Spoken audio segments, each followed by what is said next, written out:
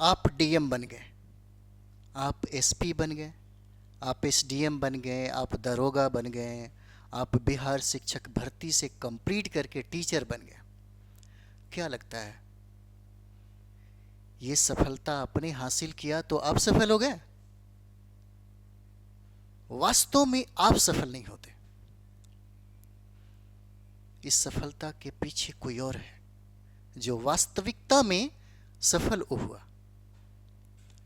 लेकिन आप ये सोचते हैं कि सफल हम हो गए, हम एसपी कलेक्टर बन गए, हम फलाना ढिमकाना बन गए। लेकिन वास्तव में वो माँ बाप सफल होता है जो आपको यहां तक पहुंचाता है।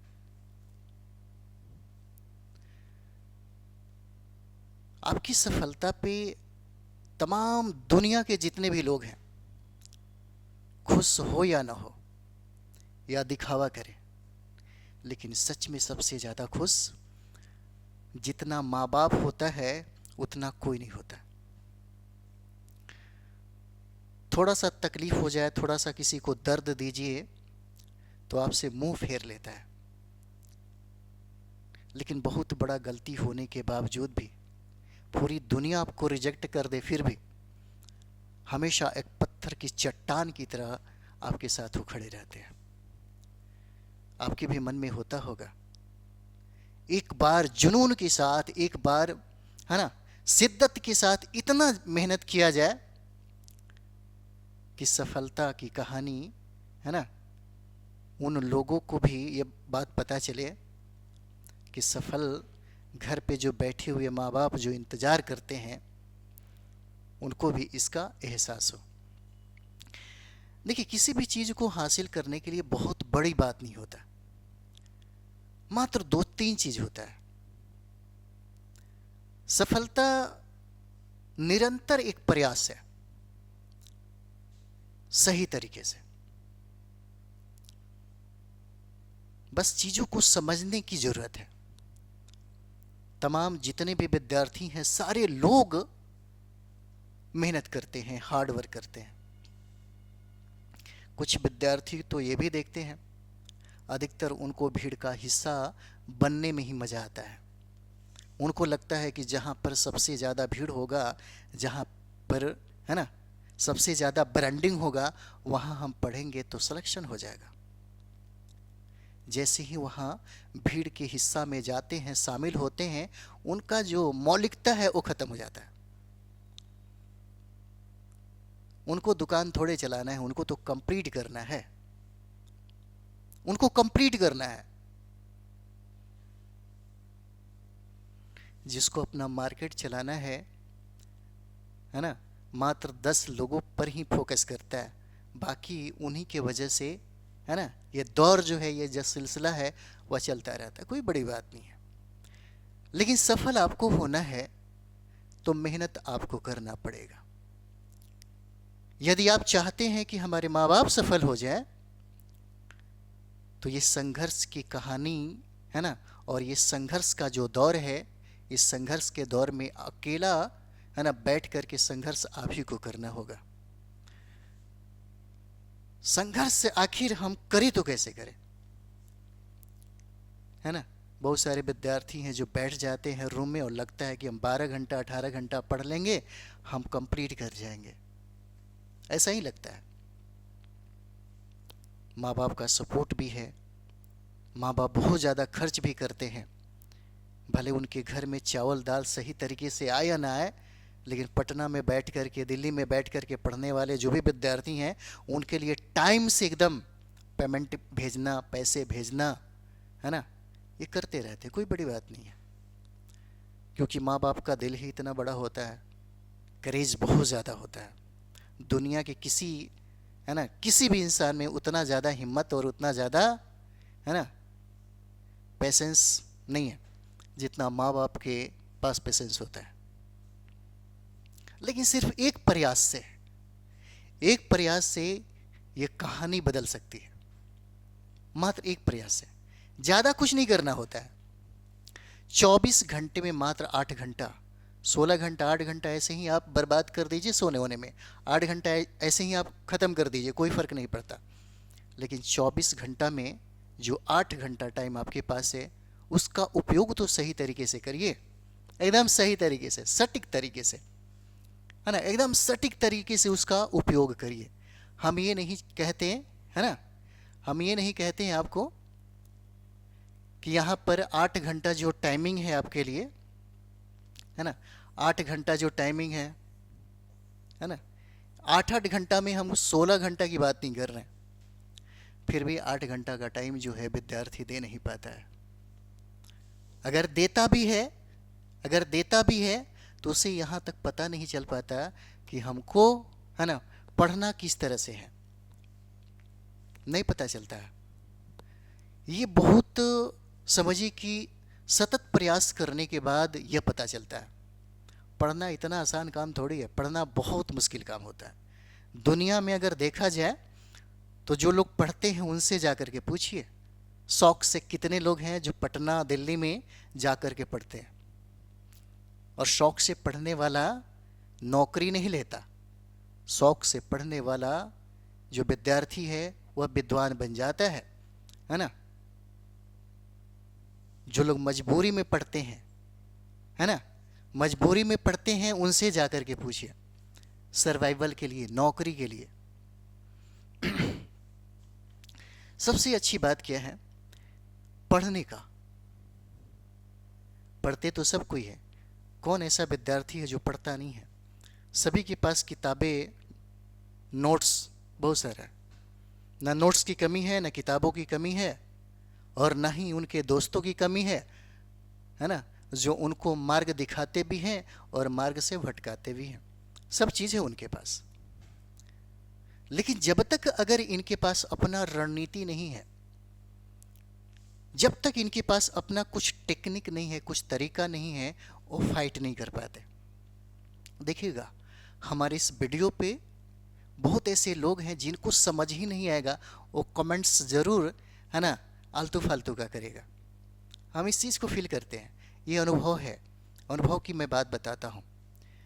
जब 70 साल का बूढ़ा आदमी, आपके माँ बाप, 70 साल के जो आपके माँ बाप होते हैं, कुछ ऐसी बातें कह देते हैं जो जवान लड़कों को अच्छा नहीं लगता, जवान लड़कियों को अच्छा नहीं लगता, लेकिन बाद में वही अमृत के समान होता है।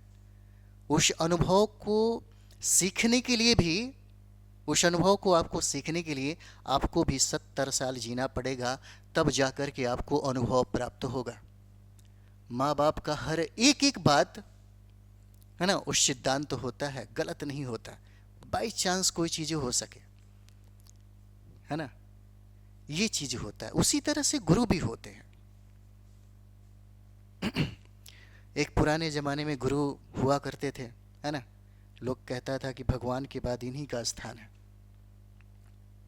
अभी के समय में तो पता नहीं, यूट्यूब की दुनिया में देखते होंगे, हम लोग ऑफलाइन जब पढ़ाते हैं तो लड़का कनेक्ट होता है, चीज़ों को समझता है, और हम लोग भी कोशिश करते हैं बेहतर तरीके से समझाने का। अभी तो कुछ लोग आप लोग हो गए और बाकी है कैमरा हो गया, है ना। जो लोग नहीं जानते होंगे हमको, पता नहीं क्या क्या बातें कह देते हैं। बहुत मेहनत करने के बाद, बहुत परिश्रम करने के बाद ये फील होता है कि हमें अब पढ़ना कैसे है। अचानक समझ में नहीं आएगा, अचानक समझ में आएगा, लेकिन अगर माँ बाप आपके फैमिली में अगर पढ़े लिखे लोग हैं, है ना, अगर उन्होंने वो ज़िंदगी को जिया है और देखा जाए कि कंपटीशन की दुनिया को समझा है, तब तो कोई दिक्कत नहीं है, वो आपको यहाँ से गाइडलाइन कर देंगे। इसलिए गाइडलाइन करने में आपके माँ बाप हो सकते हैं, भाई बंधु हो सकते हैं, कोई भी हो सकता है।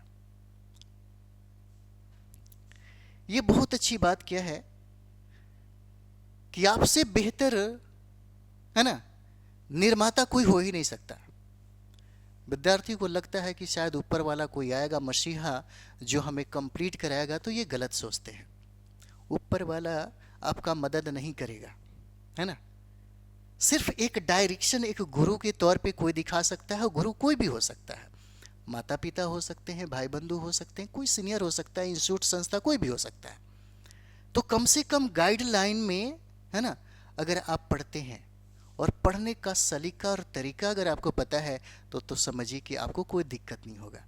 हम यहाँ पर पढ़ाई का तरीका के बारे में बात करते हैं। देखिए तरीका होता क्या है ना, है ना, अगर हम लोग तरीका की बात करें, है ना, तो तरीका में देखिएगा सबसे ज़्यादा ज़रूरी है एकाग्रता, है ना।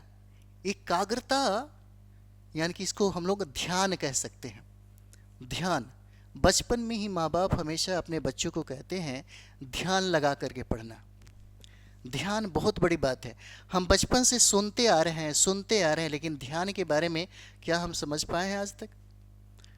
ध्यान मुद्रा में बुद्ध को हम लोग देखते हैं, और ध्यान से यानी कि ध्यानी से वो बहुत बड़ा ज्ञानी हो जाते हैं, लेकिन फिर भी हम ध्यान को नहीं समझ पाते हैं। ये जो ध्यान है ना, इसको हम लोग समझ नहीं पाते। और यही विद्यार्थियों में ज़्यादा दिनों के लिए नहीं, मात्र 8 घंटा, अगर आप बिहार शिक्षक भर्ती कंप्लीट करना चाहते हैं, अभी की हम लोग बात करें, तो मात्र कितना, 8 घंटा अगर काम करते हैं, मात्र 3 से 4 महीना, ज़्यादा दिन नहीं, 3 से 4 महीना ध्यान लगा करके। ध्यान में बहुत चीज़ मायने रखता है, जैसे डिसिप्लिन का होना बहुत ज़रूरी है। अगर आप यहाँ पे अनुशासन में हैं, है ना, अगर आप यहाँ पर अनुशासन में हैं, तब तो आपके लिए हर चीज़ बहुत आसान हो जाएगा। जैसे अनुशासन कहने का मतलब है कि आज आपने 8 घंटा पढ़ा, तो कल ये नहीं कि 2 घंटा पढ़े या परसों आप पढ़ाइए छोड़ दें। तो एक डिसिप्लिन में जो डेली का यानी कि रोज का जो आपका पढ़ना है, वह डेली का स्टडी आपका होना चाहिए। देखिए, असफल और सफल लोगों में यही अंतर होता है। असफल और सफल लोगों में ज़्यादा का अंतर नहीं होता, डिफरेंट ज़्यादा नहीं होता। सफल लोग हैं उसी चीज़ को डेली करते हैं, रोज करते हैं, और असफल लोग उस चीज़ को फॉलो नहीं कर पाते, यही अंतर है। और दूसरा वजह ये हो जाता है, जब हम किसी कंपटीशन का तैयारी करते हैं, कंपटीशन का अक्सर बहुत बड़ी बात है, कोई भी विद्यार्थी जिस कंपटीशन का तैयारी करता है, उससे पूछिए कि भाई तुमको सिलेबस याद है। अगर आपको पीआरटी का तैयारी करना है ना, पीआरटी बीपीसी टीचर का तैयारी करना है, तो इसमें 9 से 10 सब्जेक्ट पढ़ने होते हैं। क्या ये सब्जेक्ट का सिलेबस आपके पास पता है ना? या जीएस 40 नंबर की अगर हम लोग बात करते हैं, तो क्या जीएस 40 में क्या क्या पढ़ने और कहाँ कहाँ से प्रश्न पूछे जाते हैं, क्या ये बात पता है? या हमें अगर यूपीएससी की तैयारी करना हो, या बीपीएससी की तैयारी करना हो, या कहें कि बिहार दारोगा की तैयारी करना हो, तो क्या सारे लोगों को ये बात, कितने लोगों को पूरा सिलेबस कंप्लीट है ना? कितने लोगों को सिलेबस पूरा कंप्लीट है, और कितने लोग हैं जो अपने सिलेबस को संपूर्ण तरीके से स्टडी कर चुके हैं? लेकिन याद रखिएगा, इसीलिए यही वजह है कि सरकारी नौकरी सभी लोगों को प्राप्त नहीं होती। सरकारी नौकरी जो है सभी लोगों को नहीं मिल पाता, है ना। हमारे यहाँ क्या है, जब हमारे यहाँ विद्यार्थी आता है ना, तो ये कहता है कि हम सब जानते हैं, सब जानते हैं। ऑफलाइन में हम लोग सिविल सर्विस को जब पढ़ा रहे थे, तो पूछने पे ये बता रहा था कि सब हम जानते हैं सर, सब कुछ हमको पता है। लेकिन जब पूछने पर पता चलता है कि उसको कुछ आता ही नहीं, सिलेबस के बारे में कुछ पता ही नहीं कि पीटी क्या होता है, मेंस क्या होता है। पीटी थोड़ा बहुत अगर जानता भी है, तो मेंस के बारे में बिल्कुल नहीं जानता। अभी भी बहुत ऐसे हमारे यहाँ विद्यार्थी जुड़े हुए हैं शिक्षक 4.0 के लिए, जिनको पता ही नहीं है कि हमको सिलेबस में पढ़ना क्या है। फिर अपनी तैयारी कहीं से वो शुरू कर सकते हैं। उनको कोई भी, है ना, बड़े बड़े जो इंस्टीट्यूट संस्था वाले जो लोग हैं, कहीं से न कहीं से वो लोग भरमा देंगे, कोई बड़ी बात नहीं है। क्योंकि अगर आपको आपके बारे में, अपने बारे में जानकारी नहीं है, तो आपको कोई भी नियंत्रित कर सकता है ना। इसलिए बुद्ध ने ये बात कहा था, है ना, कि सबसे पहले अगर कोई बात कोई कहता है, तो आंख बंद करके उसको एक्सेप्ट नहीं करो, सबसे पहले अपने तर्क की कसौटी पर कसो, परखो, अगर सही उतरता है तब उसको एक्सेप्ट करो। देखिए, कंपटीशन को आपके पास पता होगा कि टीआरए 4.0 में, है ना, 4.0 में ये लास्ट ईयर है ना। हो सकता है 5.0 आ जाए, ये संजोग की बात है, भाग की बात है, लेकिन 4.0 आपके लिए क्या है, लास्ट है। ये नहीं कि 1 2 3 तीसरा चरण, फिर चौथा चरण, फिर 5वां चरण, है ना। तो फिर लाइफ ऐसे ही बहुत कीमती जो टाइम है, जो कीमती आप संसाधन हैं, उसकी बर्बादी हो रही है। तो ऐसा नहीं होना चाहिए, है ना? समझ रहे हैं? समझ रहे हैं तो ठीक है, नहीं तो बहुत ज़्यादा दिक्कत होगा, है ना? समझ रहे हैं तो ठीक है ना? नहीं तो आप सोचिएगा बहुत ज़्यादा दिक्कत हो जाएगा। 5,000 6,000, है कि नहीं? आप यहाँ पे रह के जब तैयारी आप करते हैं, समझ रहे हैं, सिर्फ सर हिलाने से काम नहीं चलेगा। तो 5 से 6 हज़ार जो आप तैयारी करने में जो खर्च करते हैं, अगर माँ बाप के पास से 5-5 हज़ार महीना का अगर आप दे दीजिए, तो आपसे बड़का काम कर लेंगे, बहुत बड़ा काम कर लेंगे, है ना? लेकिन उनका जो 5-5 हज़ार रुपया जो आप खर्च करते हैं, क्या अपने आप से कभी पूछते हैं कि हम इस बार कंप्लीट करेंगे कि नहीं करेंगे? क्या आपको इस बात का टेंशन होता है? अगर टेंशन होता है तो रणनीति बनाइए, सेल्फ स्टडी के माध्यम से रणनीति बनाइए, ताकि आपका एक सीट कॉन्फर्म हो जाए, है ना? सीट कॉन्फर्म करने के लिए पढ़ाई करिए, है ना? जितने भी लोग हैं सारे लोग सरकारी नौकरी के लिए पढ़ रहे हैं, तो सरकारी नौकरी आपका बिहार शिक्षक भर्ती में एक सीट कैसे कंप्लीट हो, इस पर ज़्यादा फोकस करिए, है ना? समझने वाला समझ गया होगा, है ना? कुछ लोगों को बिल्कुल समझ ही नहीं आ रहा होगा कि बोले इतना कुछ लेकिन पता ही नहीं चला, है ना? समझ रहे हैं ना? यही चीज़ें है, आप इसको समझिएगा। इसीलिए कम से कम जो तरीका हम आपको बताए थे, उस तरीका को फॉलो करिए। ध्यान बहुत बड़ी चीज़ है ना? ज्ञानी से बड़ा ध्यानी होता है। एक बार ध्यान लग गया, कंपटीशन फाइट कर जाइएगा। और ये भीड़ के हिस्सा में कभी सीखने को नहीं मिलता है ना? कभी विद्यार्थी को हम पढ़ाते हैं और यहाँ पे गारंटी ठोक के बोलते हैं कि रिजल्ट होगा, है ना? क्योंकि आपसे ज़्यादा मेहनत हमको करना पड़ता है आपके ऊपर। और आपको क्या लग रहा होगा? आराम से पढ़ रहे हैं, आराम से पढ़ रहे हैं। क्या कंटेंट और क्या चीज़ें आपके ऊपर हम लोग मेहनत करते हैं, चीज़ों को समझिए, है ना? जिस तरह से आपके माँ बाप का यहाँ तक पहुँचाने का, है ना, जो योगदान है, उसी तरीके से जितने भी तमाम जो टीचर हैं, वो लोग भी अपने विद्यार्थियों पर अगर फोकस करते हैं, अच्छे तरीके से फोकस करते हैं, तो बहुत बड़ी बात नहीं है आपका फाइट होना, ठीक है? कोई बड़ी बात नहीं है।